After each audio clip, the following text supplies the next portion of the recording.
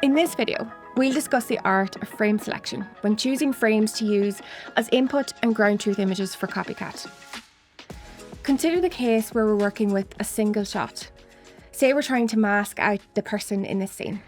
If we provide only 2 frames as input to CopyCat, the model will only learn a small bit of context about this shot. It won't gain any real semantic understanding of the scene. This means it won't understand what a human looks like, or what a car looks like. CopyCat will probably learn to mask white pixels that lie next to sandy coloured pixels. But if this man walks across the car, the model won't know to mask white pixels that lie next to red pixels. CopyCat can only learn from the images that it's seen.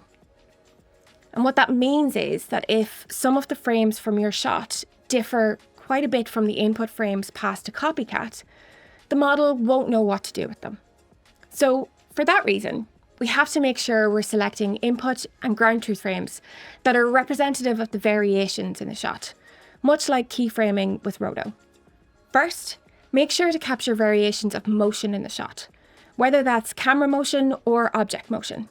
Second, capture variations of lighting or illumination across the shot. And third, changes in focus. So if the focus changes across the shot, it's recommended that both frames that are in focus and out of focus are selected as input. So say for instance, we were working on this shot and our goal was to remove the bruise from the subject's eye. Looking at the shot, we can see that the frames are quite consistent, except towards the end, where the subject moves their head and the lighting changes. So for this shot, we chose 2 input frames for CopyCat, one from the beginning of the sequence and one from the end of the sequence. This was enough frames to capture the variation in the sequence and remove that bruise from across the entire shot.